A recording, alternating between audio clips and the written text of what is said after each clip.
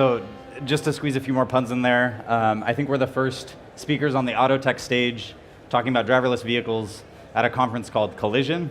So for what that's worth, it's great to be here. How many people in the audience know what LiDAR is?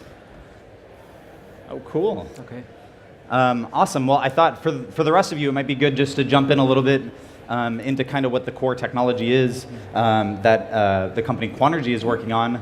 And so would love to kind of hand it over to you to tell a little bit about what the LiDAR system is and how yours is different from what's out there Certainly. on the market. First, let me show you a LiDAR so you don't wonder too long what the thing looks like.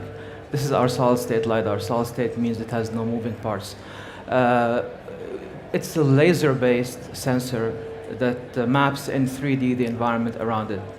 It sends on the order of 500,000 laser pulses all around the object, the sensor in this case, or the vehicle, and creates a 3D envelope of the environment at a certain rate of 10, 100, or 1,000 frames per second.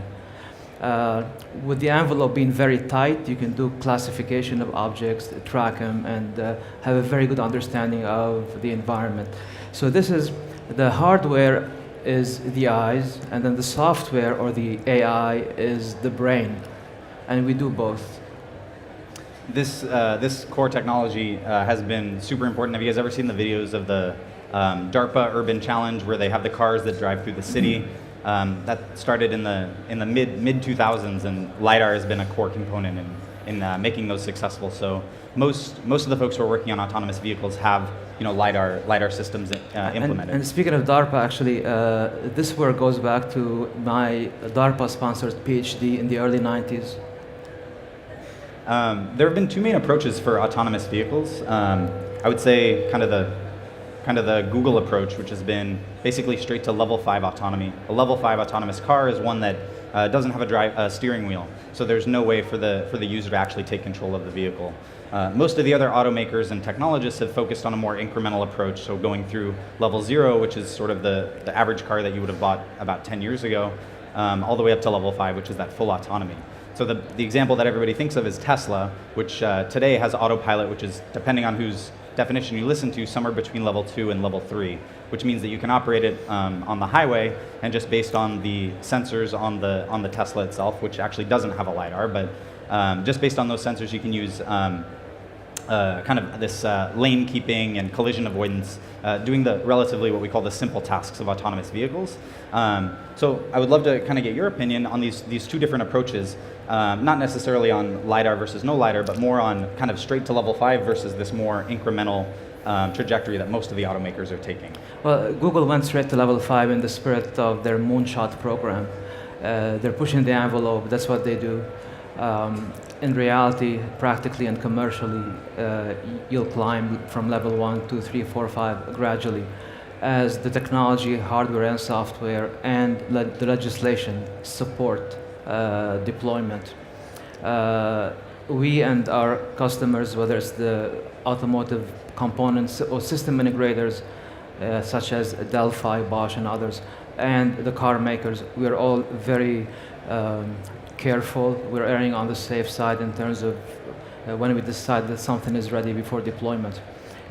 Google has, in reality, it has vehicles where the steering wheel retracts, where in principle the pedals retract, but in case of an emergency, they can push a button and they come out and they can take control. So they're shooting for level 5, but it's definitely not ready. In my opinion, level 5, which is full autonomy, which basically where a vehicle would pick you up without a human being in it, or a car goes park itself, or it's just basically you take a nap in the back during your commute, or you really sit in the back and you work. That, in my opinion, it might take till 2025 to be ready. However, level 3 and 4 will be ready sooner, in the next 2 years. Now, there's different schools of thought. Some people say that level 3 might never happen because it relies on too many cases of the driver being asked to jump in. And you cannot count on every driver having the mental presence and the physical reaction to actually jump in many times. It could be a few times per minute. That's why level 3 is seen as maybe a level that should be skipped and go straight to level 4, where the driver really is sitting behind the wheel. The car is supposed to do everything, but the driver is there just in case, in the very unlikely event that something is needed. And we actually believe in that school of thought, because any one of you might say, I'm ready to jump. So if that's the case, great. You're in great physical shape. You're intense. You run in the morning. You're always kind of sharp and so on. But now, take a case of maybe as we get older, we all have a slower reaction time. Maybe our vision gets worse and so on. And once we go into a nap, maybe it takes longer to kind of wake up. You cannot expect every single human being to react the same way. Although you might say, I'm ready to jump in every 10 seconds, not everyone can. And when we do commercial deployment, we have to look at the worst case. Yeah, I think definitely looking at the kind of the driver's ability to take control of the vehicle is one thing. Another one of the things that's pretty well known within autonomous vehicle circles is that the problem of making an autonomous vehicle would be a lot easier if all of them were autonomous. One of the other kind of variables is the other drivers on the road, and we like to kind of jokingly say, it's all those other crazy people on the road, not me. But in this case, it really is. It's like if all vehicles were autonomous, if there was a date that we picked Right. that everything would switch, of course not feasible, but that would make the problem a lot easier, or at least a lot more predictable. And so you touched a little bit on mobility as a service. This is one of the things, kind of one of the overarching paradigms of what's happening in autonomous vehicles is the idea that automakers are going to look less like product companies. They're going to look less like a company that builds a widget and sells it to you for this much money, and then you maintain and operate that vehicle over the lifetime. Rather, what they're moving towards is mobility as a service. So that would be something where an automaker like GM, for example, starts to look a lot more like an airline provider like Southwest rather than an airplane manufacturer like Boeing, if that makes sense. Sorry, that was a big analogy to throw at you. But basically what that means is that companies like Ford or GM start to look a lot more like Uber or taxi services. And that's something that you touched on in kind of your previous answer, but I'd love to hear how a company like Quanergy thinks about that shift to mobility as a service. Is that something that you guys you think about, or? We do, certainly. Mobility as a service, or MaaS, is definitely something that will happen. It doesn't mean it's going to happen. It doesn't mean it's going to be supported by every car maker. It doesn't mean it's going to be supported by all fleets. For fleets, it makes lots of sense. When you look at Uber, Lyft, and others, certainly it makes more sense to make the vehicles autonomous and have one car kind of pick people around, drop them off, and so on. Now, for automakers to shift to that model, that might take a bit longer. When you sell a vehicle, you sell it to a fleet owner or you sell it to an individual. When you sell it to an individual, often people don't want their car to basically be used by others. So now, if that means for that to happen, every car company has to turn into a rental car company, basically, where the vehicles are provided as a service. That could happen. It's going to take longer. Many companies, such as Daimler, have their main line, and then actually they also have a small subsidiary that does have mobility as a service. And that will grow over time at the expense of vehicles to individuals. But overall, it doesn't mean that the car industry is going to take a hit, because the demand will increase and the accessibility will be so compelling that even people who don't even use vehicles, like my wife, she bikes everywhere and so on. But if she knew that a vehicle could drop her off and it's being used in a green way, by not being unused too long, then even someone like my wife might use a car. Yeah, I think definitely one of the other big pieces that people are talking about within autonomous vehicles is kind of the concept of a mapped environment versus doing all the computation on the fly. One of the things like the example that I mentioned about all car companies moving towards mobility as a service. Another piece is how much of the actual intelligence needs to be on the vehicle. The kind of analogy, I'm throwing a lot of these at you, but the analogy that I'll use is basically like, you can still operate. If you're not from New Orleans, you can still drive down the streets of New Orleans just based on taking in the information. There's a lot of schools of thought within autonomous vehicles that say, and that's not good enough. Basically, the processing power on board and the sensors aren't good enough for us to be able to on the fly, or at least not safe enough for us to be able to do all those calculations on the fly. So how do you guys think about kind of the concept of a heavily mapped environment? When I say mapped environment, I mean, the car basically knowing where to effectively look to try to see the stoplight, or where to look to see, lane markers. Actually, we agree with Google and with most automakers that you need to pre-map the environment. It gives you a more robust system for many reasons. Some examples include confidence in what you're seeing things that might be hidden by objects, but also reducing the compute power needed. If you're doing a true localization on the fly, the compute power that's needed is very high, it's expensive, and it's almost prohibitive. Definitely. So I guess kind of in that same vein, the auto industry has a long history of being super thorough, and rightfully so, before they put a new product in the market. I think today the cars that are being designed are in the 2020 model year. What does that mean for startup companies that don't have $100 million in VC backing and a $1 billion valuation? Where do these smaller entities exist within that big supply chain? Well, small startups maybe that don't have quite as much funding as we do would eventually be absorbed by others.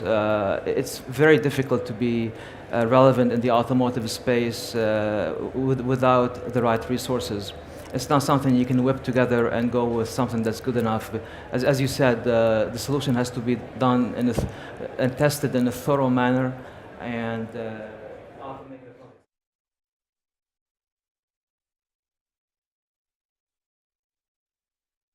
autonomous vehicles being at I'll say the tail end of the hype cycle. So that's driven a lot of new companies to start, a lot of companies to be acquired by automakers, and so I definitely agree that a big consolidation is sort of coming. And by the way, we're going public next year. We don't plan to be acquired.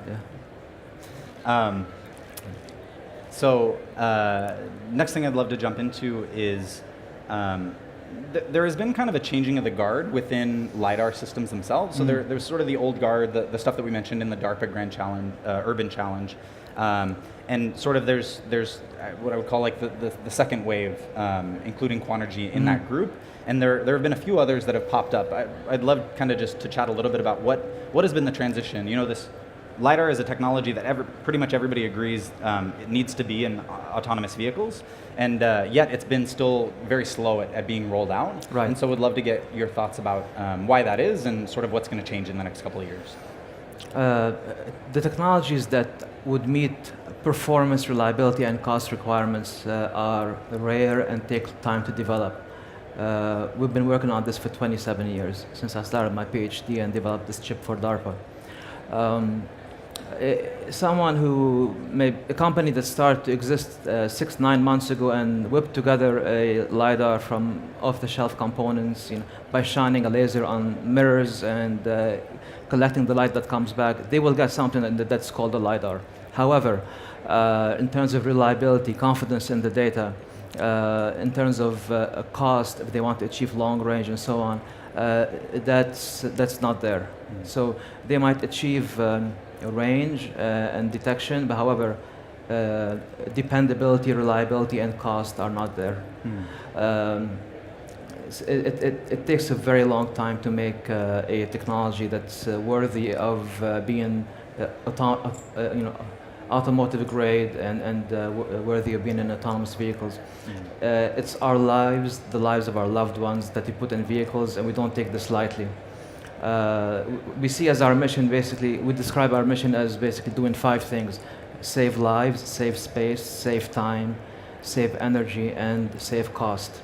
with saved lives being the first one. 80% of accidents today, or collisions in the spirit of this event, are caused by a driver lack of attention. They're distracted, there's poor visibility, the sun is hitting you in the eyes, there's some kind of challenging condition that causes you to not be fully capable of making the right decision. And we can eliminate virtually all of those by using a LiDAR that's not distracted. Within the scope of kind of this long automotive supply chain, one of the sort of case examples of how valuable being a tier one automotive supplier is exemplified. A lot of people are saying in the acquisition of a company called Mobileye, which builds computer vision processors for a lot of the lane keep technology that's in most of the cars that are shipped today. And there's a lot of, I don't know, kind of people talking in the media. I don't have necessarily any information about it, but a lot of people were saying that one of the main reasons for that acquisition by Intel, which happened just a few months ago, was around Mobileye's tier one status as a supplier to all these OEMs, and the huge growth in autonomous vehicles. So I'd love to ask you, how do you view kind of, we have these, well, we used to just have these two main players, which are the OEMs. Those are the actual people who build the cars and brand them, and then the tier one suppliers, so those who supply honestly most of the parts that go into them. And now we sort of have this third group, which are the startups and kind of these people who are either going to grow into being tier one suppliers themselves, or maybe just kind of short circuit this in some way to be able to sell to a tier one and then to the OEM. So how do you view the power dynamic between OEMs and tier ones changing? Right. We have partners. Instead of us being a tier one, we decided to go with the approach of having a tier two partner, Sensata, which is the former sensing division of TI, Texas Instruments. They're in the Boston area. And on the tier one level, our closest partner is Delphi. And through them, we supply automakers. And that brings a lot more confidence and credibility when you're supplying automakers. Speaking of Mobileye, we are very happy with the exit of Mobileye. Any success in the industry, as they say, rising water lifts all boats. It's definitely an exciting event. That said, Mobileye uses video cameras for perception. We use LiDAR. The differences are that when you use a video camera, it's a 2D sensing, and you're looking at each frame, 2D array of pixels, and analyzing this 2D array of grayscale pixels to estimate basically how far an object is, how big it is, what it might be, and so on. And the result of all this processing done on the Mobileye semiconductor, Mobileye is a semiconductor company, that's why they were acquired by Intel. So the outcome of the processing is a low quality version of the raw data you get from the LiDAR. Because as you're actually sending laser pulses and measuring the round trip time for each laser pulse with very high accuracy and resolution, you have a direct measurement of how far an object is, no need to estimate, of how big it is, of its exact shape. You have a very tight envelope of each object, up to 150 meters. So that's our raw data. So all the software that we do is for a few levels above that. So we look at the shape of objects, we classify them, we track them. Then we look at the environment, we do path planning, and then we make navigation decisions. So everything we do in software is levels that sit above what Mobileye does. Mobileye was a pioneer and leader in the ADAS space. We respect them a lot. This is the next wave, and this is the next generation of perception. Awesome.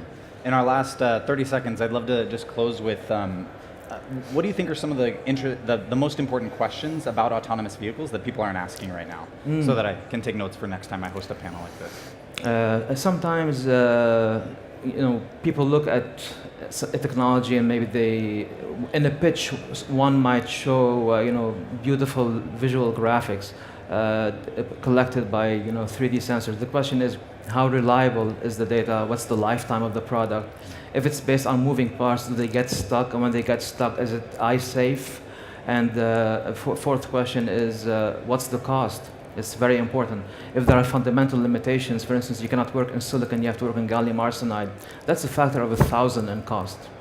an 8-inch silicon wafer is $5, an 8-inch gallium arsenide wafer is $5,000.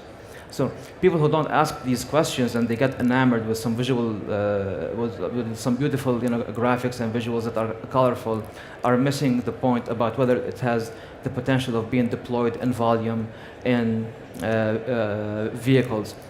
As any sensor in automotive, in the automotive industry, the cost has to ultimately go below $100, and we have a path to go to below $100. The entire LiDAR will become a single silicon chip, and the cost will be below $100 in our next version of this. Great, fantastic, so interesting. Please you. join me in thanking Dr. Louay Eldada from Thank you. Quanergy. Thank you.